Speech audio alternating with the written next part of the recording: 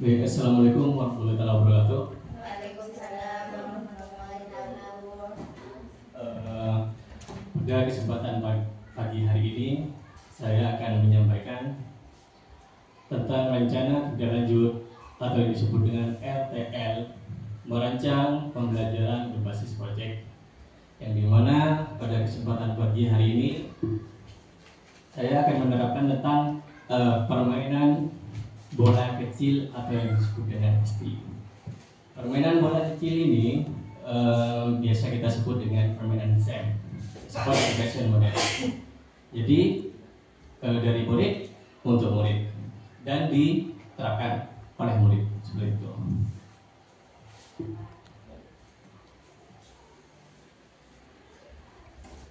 Dari latar belakang sendiri, yang pertama adalah pelestarian permainan kasti. Itu adalah salah satu permainan yang memiliki nilai budaya tinggi, melestarikannya, membantu mengenal dan menghargai warisan budaya. Untuk yang kedua, di sini pengembangan sosial. Permainan ini melibatkan interaksi tim dan kerja sama antar siswa. Jadi dalam permainan bola kasti itu sendiri harus ada yang namanya interaksi tim atau yang disebut dengan kerjasama tim. Baik, poin yang ketiga di sini adalah kesehatan fisik. Permainan ini sangat aktif dan membutuhkan banyak gerak yang berkaitan dengan olahraga, sehingga konsep gerak yang ingin diterapkan dari permainan ini meningkatkan kebugaran fisik. Jadi dalam poin ketiga ini, kesehatan fisik itu sangat penting bagi siswa, karena di dalam permainan bola kasti sendiri itu membutuhkan fisik yang sangat kuat. Poin yang keempat selanjutnya adalah pengembangan motorik. Pengembangan motorik sendiri adalah permainan ini membantu untuk perkembangan motorik kasar, berlari, melompat, menghindar. Sebagaimana mestinya dalam permainan bola kaki itu sendiri banyak melakukan berlari, melompat, bahkan menghindari bola. Selanjutnya adalah poin berikutnya, nilai pendidikan selain aspek fisik dan sosial kasti juga mengajarkan nilai-nilai sportivitas, kejujuran dan strategi dalam bermain. Jadi di dalam permainan bola kasti juga menjunjung nilai sportivitas, ya, kejujuran di dalam permainan. Selanjutnya, mengurangi ketergantungan pada gadget. Di era digital ini, permainan seperti kasti dapat membantu mengurangi ketergantungan pada gadget sendiri. Ya, di mana anak-anak di zaman sekarang itu lebih tergantung pada gadget. Ya. Entah itu bermain game, entah itu menonton YouTube. Jadi di dalam permainan itu bisa mengurangi ketergantungan anak-anak kepada gadget sendiri. Tujuan dari program ini sendiri adalah untuk menanamkan dan memahami pentingnya melestarikan permainan kasti. Di mana permainan kasti itu sendiri kita sudah mulai kurang begitu familiar bagi anak-anak. Jadi bagaimana caranya kita mengenalkan permainan kasti ini sejak dini. Yang kedua, di sini dengan permainan ini membantu perkembangan motorik kasar anak seperti berlari, melompat, bahkan menghindari seperti tadi. Ya, ada. Terus selanjutnya, membantu siswa untuk menghasilkan suatu proyek sesuai dengan tujuan yang diharapkan. Selanjutnya, untuk memahami tentang permainan bola kasti dengan pembiasaan melakukan kegiatan gerak dalam permainan tradisional. Seperti itu, ya. Jadi di dalam permainan bola kasti itu sendiri ada kegiatan-kegiatan gerak yang dilakukan dalam permainan tradisional. Jadi permainan tradisional itu bukan hanya dari kasti saja. Ya. Selanjutnya, capaian langkah. Yang pertama, di sini melalui permainan tradisional bola kasti, Peserta didik menyesuaikan dan memodifikasi keterampilan gerak melintasi berbagai situasi gerak. Untuk permainan tradisional bola kasti tersendiri, peserta menyesuaikan dan memodifikasi. Ya, memodifikasi entah itu dari bola, entah itu dari cara dia memukul, seperti itu, entah dia cara melempar. Jadi kita memodifikasi sendiri. Murid itu memodifikasi sendirian. Selanjutnya, peserta didik merancang dan menguji peraturan alternatif dan modifikasi permainan untuk mendukung fair play dan partisipasi inklusif. Jadi anak-anak yang berperan di dalam permainan bola kasti harus memodifikasi permainan untuk mendukung fair play. Ya, kejujuran di dalam permainan. Kenapa? Yang pertama, di dalam permainan itu siswa diberi wewenang penuh untuk menjadi juri, untuk menjadi peserta sendiri, untuk menjadi wasit dan sebagainya, seperti itu. Selanjutnya, peserta didik berpartisipasi dalam aktivitas jasmani untuk menggambarkan pengaruh aktivitas jasmani yang teratur terhadap kesehatan. Ya.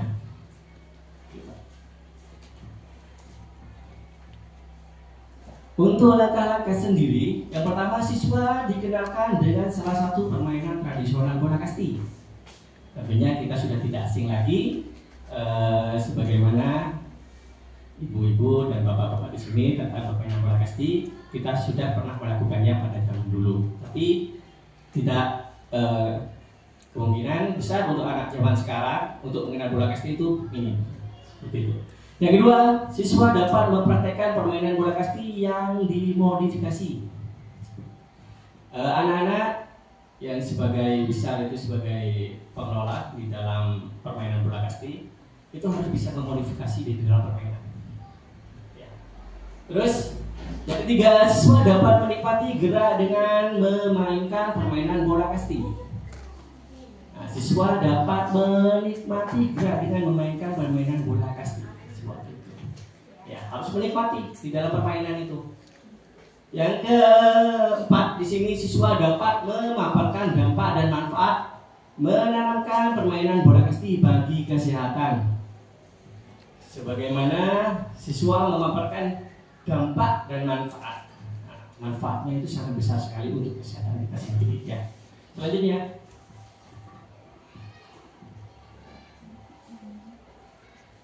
sasaran dan program. Sasaran dan program di sini yang pertama adalah sasaran seluruh peserta didik. Ya, sasaran untuk peserta didik. Jadi permainan bola kasti ini sasarannya adalah semua peserta didik. Ya, dari kelas sampai kelas 6. Terus yang kedua, program ini dilaksanakan setiap minggu selama 1 semester dimulai dari tahap pengenalan, tahap aksi, refleksi, dan evaluasi dan tindak lanjut. Selanjutnya, mitra yang terlibat yaitu seluruh guru dan tenaga pendidik serta siswa. Yang bagaimana seperti saya paparkan tadi, siswa di sini memegang penuh kendali atas permainan bola kasti itu sendiri. Lanjut.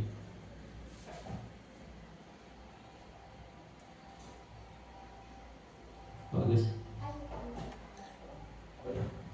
Aset yang diperlukan. Yang pertama, aset atau kekuatan sekolah yang digunakan. 1.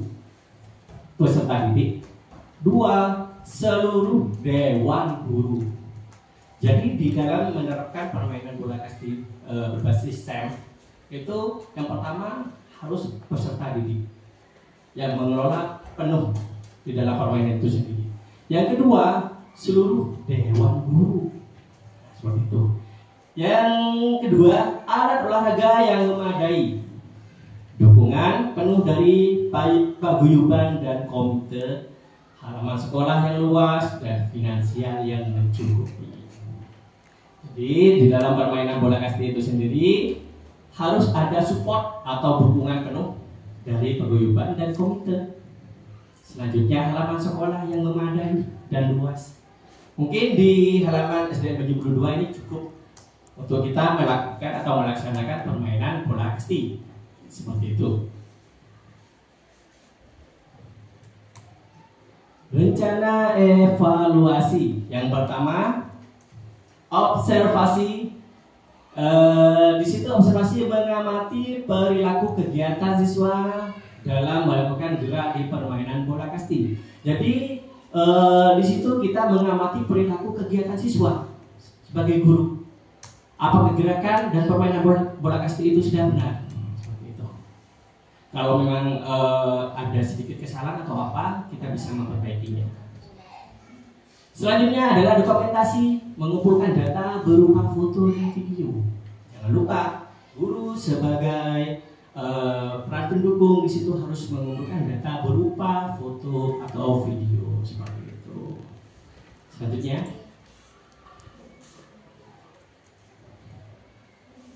kemungkinan yang akan tantangan ya. Dari hasil investigasi yang dilakukan serta keterhubungan dengan pemanfaatan pemetaan aset sekolah, maka perlu dirancang dan dilakukan sebuah pembelajaran berbasis proyek sebagai pemecahan masalah. Adapun tantangan yang nyata adalah merancang perencanaan pembelajaran yang terstruktur dan sistematis untuk bisa menjadi langkah pemandu peserta didik menyelesaikan proyeknya. Jadi seperti yang saya bilang tadi, peran guru di situ sebagai pendukung, peran pendukung. Sebagaimana siswa itu sendiri menerapkan di dalam permainan bola kasti berbasis set seperti itu. Jadinya, oke, mungkin itu saja yang saya bisa sampaikan. Mungkin ada dari teman-teman yang ingin bertanya tentang apa yang saya sampaikan tadi. Oh iya, silakan Ibu Nisa. Silakan.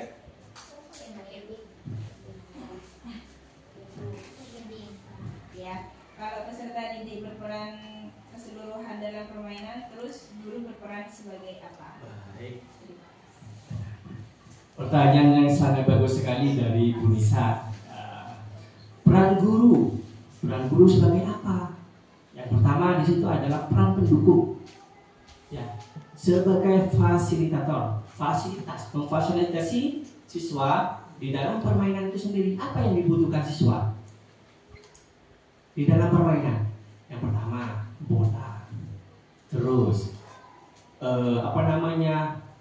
kita membuat base atau tempat untuk pemberhentian anak-anak, ada yang A dan yang B. Jadi seperti itu kita membuat dan memfasilitasi anak-anak di dalam permainan bola kasti. Terima kasih. Mungkin ada lagi dari Bapak dan Ibu? Oh, ya silakan. Apakah permainan bola kasti termasuk dalam permainan tradisional? Baik. Bola kasti itu sendiri ya, apakah termasuk di dalam permainan tradisional? Permainan bola kasti itu sendiri termasuk di dalam permainan tradisional. Ya, permainan tradisional mungkin kita sudah melakukannya sejak jauh-jauh yang lalu. Di dalam permainan tradisional itu tidak hanya bola kasti, Ibu Ica, tapi banyak ya. Ada pisek, ada benteng ya, bukan benteng ya, benteng seperti itu. Ada bola sodor, ada banyak lagi ya, permainan lainnya ya, ada kelereng. Nah, itu termasuk permainan tradisional. Jadi di dalam permainan bola kasti itu sendiri termasuk di dalam permainan tradisional. Sudah Ibu Bapak? Baik, mungkin hanya itu saja yang bisa saya paparkan. Kurang lebihnya, assalamualaikum warahmatullahi wabarakatuh.